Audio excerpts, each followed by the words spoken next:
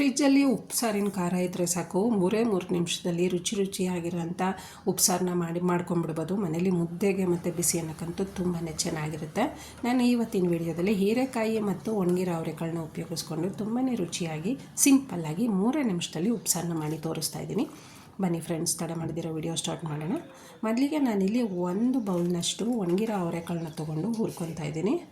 ಉಪ್ಸಾರು ಮಾಡುವಾಗ ಅವರೆಕಾಳನ್ನ ಈ ರೀತಿ ಹುರಿದು ಮಾಡೋದ್ರಿಂದ ಸಾಂಬಾರು ರುಚಿ ತುಂಬ ಚೆನ್ನಾಗಿ ಬರುತ್ತೆ, ಹಾಗೆ ಕರೆಕ್ಟಾಗಿ ಬೇಯುತ್ತೆ. ಅವರೆಕಾಳು ಸ್ವಲ್ಪ ಬಣ್ಣ ಚೇಂಜ್ ಆಗೋ ತನಕ ಹುರ್ಕೊಂಡ್ರೆ ಸಾಕು. ನೋಡಿ, ನಾನು ತೋರಿಸ್ತಿದ್ದೀನಲ್ವ, ಇಷ್ಟು ಕಲರ್ ಚೇಂಜ್ ಆದರೆ ಸಾಕು. ಈಗ ಸ್ಟವ್ನ ಆಫ್ ಮಾಡ್ಕೊಳ್ಳೋಣ. ಹುರಿದಿರೋ ಅಂಥ ಅವರೆಕಾಳನ್ನ ಒಂದು ಕುಕ್ಕರ್ಗೆ ಹಾಕ್ಕೊಬೇಕು. ಅವರೆಕಾಳನ್ನ ಕುಕ್ಕರ್ಗೆ ಹಾಕ್ಕೊತಾ ಇದ್ದೀನಿ.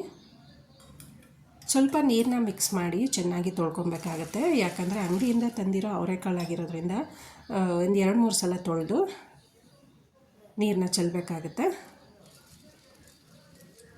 ಕ್ಲೀನಾಗಿ ತೊಳ್ಕೊಳ್ಳಿ. ತೊಳೆದಾದ್ಮೇಲೆ ಆ ನೀರನ್ನ ಚೆಲ್ಲಿ ಬೇರೆ ನೀರನ್ನ ಹಾಕ್ಕೊತಾ ಇದ್ದೀನಿ. ಅವರೆಕಾಳು ಬೇಯೋದಕ್ಕೆ ಎಷ್ಟು ನೀರು ಬೇಕೋ ಅಷ್ಟು ನೀರನ್ನ ಹಾಕ್ಕೊಂಡ್ರೆ ಸಾಕಾಗತ್ತೆ. ಇದಕ್ಕೆ 3 ಹಸಿರು ಮೆಣಸಿನ್ಕಾಯಿನ ಹಾಕ್ಕೊತಾ ಇದ್ದೀನಿ. ಜೊತೆಗೆ ಕಟ್ ಮಾಡ್ಕೊಂಡಿರೋ ಅಂಥ ಹೀರೆಕಾಯಿನ ಹಾಕ್ಕೊತಾ ಇದ್ದೀನಿ. ನಾನು ಒಂದೇ ಒಂದು ಚಿಕ್ಕ ಹೀರೆಕಾಯಿನ ಹಾಕ್ಕೊಂಡಿದ್ದೀನಿ. ಜೊತೆಗೆ ರುಚಿಗೆ ತಕ್ಕಷ್ಟು ಉಪ್ಪು, ಅಂದರೆ ಕಾಳಿಗೆ ಆಗೋಷ್ಟು ಮಾತ್ರ ಉಪ್ಪು ಹಾಕ್ಕೊಂಡ್ರೆ ಸಾಕು. ಇವಾಗ ಕುಕ್ಕರ್ ವಿಷಲ್ ಕ್ಲೋಸ್ ಮಾಡಿ 2 ವಿಷಲ್ ಮಾತ್ರ ಕೂಗಿಸ್ಕೊತೀನಿ. ಕಾಳು ಬೆಂದು ರೆಡಿಯಾಗಿದೆ ನೋಡಿ, ತೋರಿಸ್ತಾ ಇದ್ದೀನಿ. ನೀವು ಇದಕ್ಕೆ ಜೊತೆಗೆ ಬೇಯುವಾಗ ಒಂದು ಟೊಮೊಟೊ ಹಣ್ಣು ಬೇಕಾದರೆ ಹಾಕ್ಕೊಬೋದು, ಆಪ್ಷನಲ್ಲು. ಈಗ ಸ್ವಲ್ಪ ಸಾಂಬಾರು ಜಾಸ್ತಿ ಮಾಡ್ಕೊಳ್ಳೋಣ, ಅದಕ್ಕೋಸ್ಕರ ಇನ್ನೂ ಸ್ವಲ್ಪ ನೀರನ್ನ ಹಾಕ್ಕೊತಾ ಇದ್ದೀನಿ. ಎಷ್ಟು ಬೇಗ ಆಗುತ್ತೆ ಅಂದರೆ ಬರೀ ಅವರೆಕಾಳು ಮತ್ತು ಹೀರೆಕಾಯಿ ಇದ್ದರೆ ಸಾಕು, ದಿಢೀರಂತ ಸಾಂಬಾರು ಮಾಡ್ಕೊಂಬಿಡ್ಬೋದು.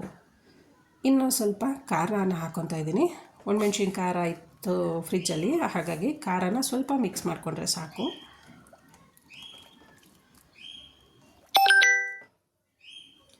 ಖಾರನ ಮಿಕ್ಸ್ ಮಾಡಾದಮೇಲೆ ಇನ್ನೂ ಸ್ವಲ್ಪ ಉಪ್ಪನ್ನ ಹಾಕ್ಕೊಳ್ಳೋಣ, ಯಾಕಂದರೆ ನಾವು ನೀರು ಮತ್ತೆ ಹಾಕ್ಕೊಂಡಿರ್ತೀವಲ್ವ, ಹಾಗಾಗಿ ಇನ್ನೂ ಸ್ವಲ್ಪ ಉಪ್ಪು ಬೇಕಾಗುತ್ತೆ. ನೀವು ಆಲ್ರೆಡಿ ಒಂದು ಸಲ ಉಪ್ಪು ಹಾಕಿರ್ತೀರ, ಇವಾಗ ಉಪ್ಪು ಹಾಕುವಾಗ ನೋಡ್ಕೊಂಡು ಹಾಕ್ಕೊಬೇಕು.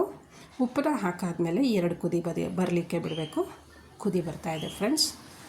ತುಂಬಾ ಈಸಿಯಾಗಿ 3 ನಿಮಿಷದಲ್ಲಿ ದಿಢೀರಂತ ರುಚಿಯಾಗಿರೋ ಮಂಡ್ಯ ಸ್ಟೈಲಿನ ಉಪ್ಸಾರಂತೂ ರೆಡಿ ಆಯಿತು.